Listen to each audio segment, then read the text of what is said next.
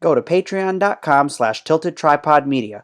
Support this channel by becoming a member and unlock the future of video. Product reviews, travel, and more on Tilted Tripod Media. Click that subscribe button and welcome to the future of video. And smash the bell icon to be notified about weekly videos.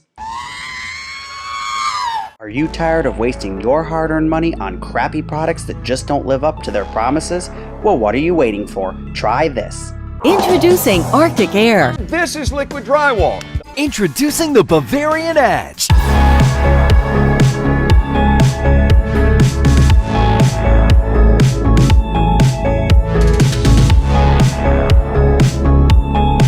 Welcome to the show where I save you time and money exposing shitty products. Welcome to Try This.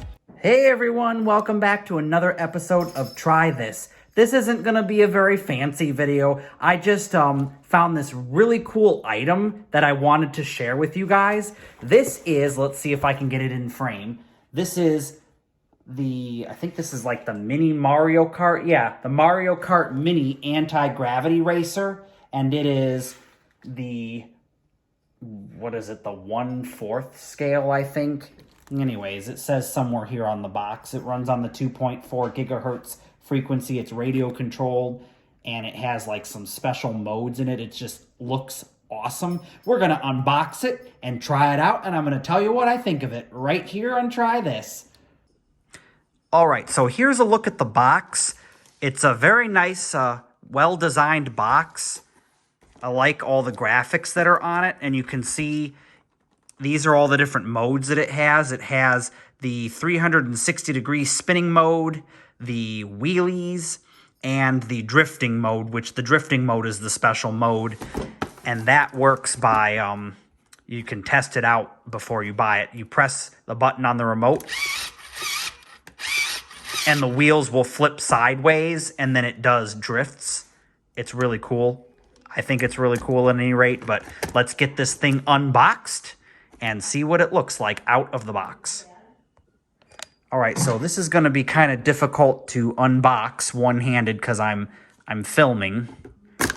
I'm just kind of in one of those, I don't feel like getting out the tripod and all that kind of stuff. It's late at night. It's like 10 o'clock. I know people are like, oh, that's not late. It really isn't that late, but being that I have to get up for work in the morning, for me, it's late. Okay, we got that open. Don't think there's more taped sections here. This thing is like a fortress trying to get into it, especially one-handed, but we will prevail. Let's see how my one-handed box opening skills are. Okay, I think I've got everything on this end. Nope, I've got to flip it over, I guess, because there's a spot here. I think that's most of the taped sections. Yeah, and then it should slide. Yes, it slides out of the box. Not very well one-handed, though. Come on! Mario, go! Mario is stuck in... Oh, well, we can get the... here's the instruction manual. Oh, it's kind of crushed a little bit. We'll take a look at that in a little bit. I know this is not attached to the box, I don't think. No, it's not.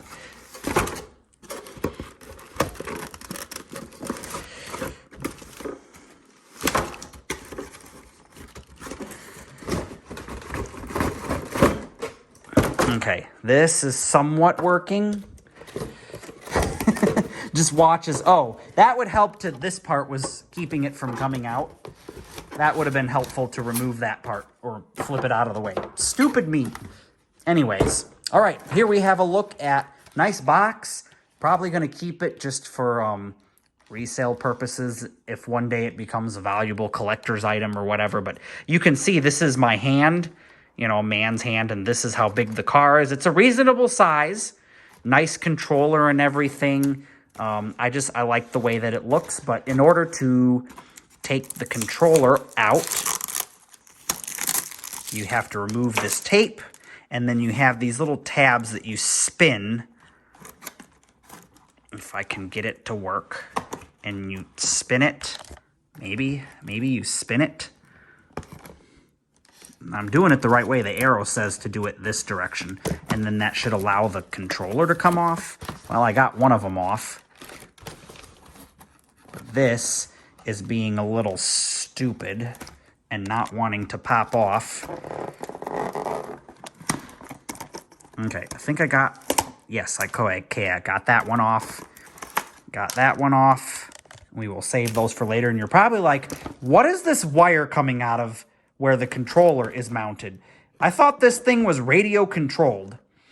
And yes, it is radio controlled, but I'll explain. For testing purposes, I guess they figured that because the Mario Kart itself does have some probably really low-grade batteries in it, and they didn't want to have to spend money on putting batteries in this controller, plus the radio feature would probably, drain the batteries faster with all the people going, oh, let's test it out, 5 million times at the store. So anyways, they have this wire that goes from the controller to the Mario Kart. And actually, in the instructions, which was the weirdest thing, I've never had a product that tells you to do this, but in the instructions, you can see here, it literally tells you to disconnect the wire. And, in unboxing this, I thought, oh, disconnect the wire, like you pinch it and the wire comes undone. No. I think I'm literally going to have to actually rip the wire out of the controller, like physically break it, as well as probably from the car itself. So hang on a moment while I go get a screwdriver and figure this out. All right, so you know what? Since we're pulling this wire out and it's not going to be used, it's only used for the testing purposes, and I don't need that anymore. I'm going to cut it so that the controller will be freed from the box. Okay, there's the controller. It's very light and cheap, plasticky feeling. But I mean, it's a kid's toy. It'll work if you're gentle with it and everything, which I know kids aren't. But us adults that are buying this for collector purposes or just because nostalgic things are awesome.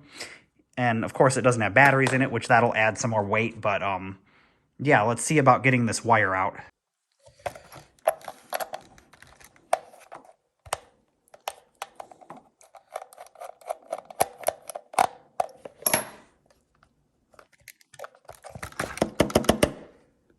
Come on, open. Come on, I unscrewed you all the way, I thought. Maybe not. There we go. Open. Alrighty. All right, so you can see in here, I don't know if that's going to show up. Hang on, let me zoom in. Yeah, so you can see in here, there's this little thing that looks like it's a connector, and you would think that you could just, pull it out, but I don't know. I'm going to trying to get this on video for you. I almost said film. People don't use film anymore. What the crap? Yeah, and you're going to end up just breaking it off. Oh, there, I kind of crushed it. I mean, this isn't any kind of function of the... Oh, well, see, there it actually, popped off properly. I've seen some other people do it, and they usually end up breaking it clear off the circuit board. All right, so Mario is held in by a couple of zip ties. There's this one zip tie here, which you can easily get the scissors in. The other one is kind of harder to get the scissors because you need to get it back in further. Oh, well, I guess these scissors were sharp enough and we're able to just pop it off like that. All right, and of course, Mario has one of these same things right here. Now, this one, you kind of can't get down in to, pop it off properly. So what I've seen people do is literally just pull on it until it comes off. Oh, well, see, this one, the connector came with it. See, other people I've seen do this, the wire usually rips out from the connector. All right, so let's get rid of all of the crap we don't need. And there it is. It's me, it's Mario. Sorry, I can't really do a good impression of Mario, but it's Mario. That's my impression of Mario, so there. You either love it or you hate it. Deal with it. But we can get a good look at, this is a they did a good job. They have great attention to detail on this thing. This is from the Mario Kart 8, I believe, which is kind of an old game now. It came out in like 2014, so I'm kind of surprised that it's, you know, they're still doing it. But this is by, let me see, this is made by, yeah, you can see right down there the little logo. This is made by Jack's Pacific Toys. Yeah, so getting a little bit more of a detailed shot, you can see they did a really great job on this thing. Like, the attention to detail is amazing. The steering wheel does actually turn, like you can see it turning. But the character really isn't posable or anything. Like, his head doesn't really rotate or anything. There is a version of Mario Kart where the character tilts when you steer. This one does not, however, but still, I absolutely love this Mario Kart. Now, it takes in total, I want to say 8 AA's, because there's 6 in here and 2 in the remote. So we're going to get batteries, probably replace these generic junk ones, and see how it runs. All right, I did want to mention that the controller has about 100-foot range. It goes through walls fairly well.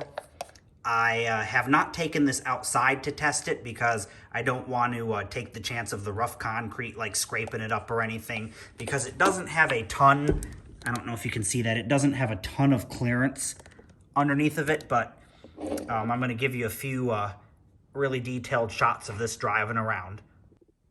All right, so here is what the Mario Kart looks like. You know, just on a wood floor. We will test it on carpet because I'm sure a lot of you are wondering how it performs on carpet. But here you go. There's the controller. If I press these 2 buttons, take it from hover mode to regular racing mode, and you can see. And if I press in the hover mode, I've noticed that it doesn't really ever go forward. It does left and right and spins. See, I can press left or right to spin it. If I go forward, it just kind of goes sideways, and this will go the other way sideways. If you do them both together, then it just still kind of spins. But in all, the goal of this thing is to be in hover mode. I'm going to try and back this up. Okay, say you're in hover mode, and then you flip the wheels and go into racing mode. Hang on, I'm going to see if I can get a shot of that. All right. So now you're in racing mode, and you can go back and forward. And let's say you're in racing mode, but then all of a sudden you want to do a drift. You're going to be in racing mode, going forward, and then you transform the wheels.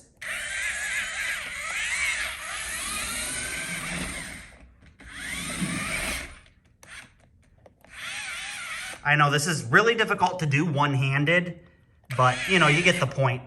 And you can do all kinds of cool combos. You're supposed to be able to do wheelies, but I haven't gotten that to work. I just might not be, I'm on too smooth of a surface more than likely. But, okay. Let's test it out on carpet and see how that works.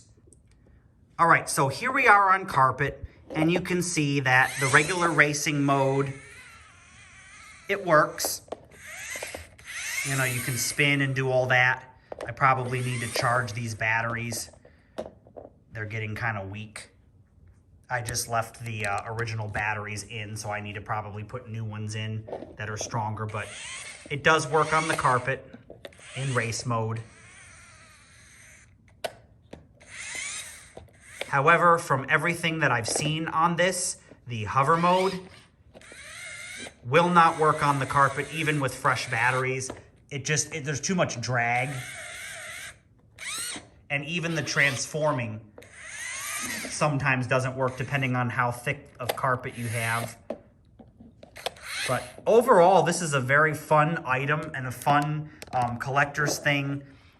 It does go fairly fast for a toy RC car. I love it, and it's going to look great in my museum because I absolutely love It's me, a Mario. I love Mario. It's the one Nintendo thing that I actually really like.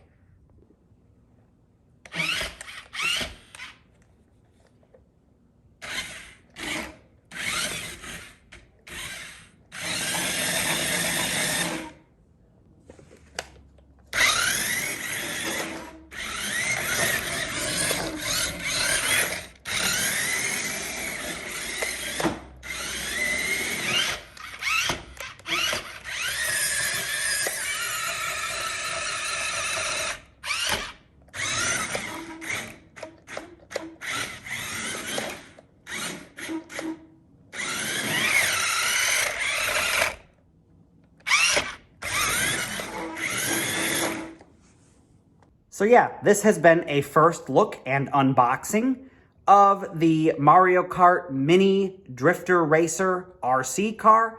And I have to say, it was right around $35 roughly. It was on sale at Target. I've seen it on Amazon for about $30, and if you can get it for that, that is a great deal. You'll have a lot of fun, especially your kids will have fun, but I think a lot of the adults are going to be snagging this one up, being like, oh, you can't crash it and wreck it up and scrape it. So definitely a fun item, especially for the holiday season. So get one while you can. It's available on Amazon and Target. This has been another episode of Try This. Thank you, everyone, for joining me to check this out. If you like this kind of content, then head over to my Patreon where you can get exclusive access to all kinds of other videos. But for now, that's going to do it for this episode. I'll see you in the next one.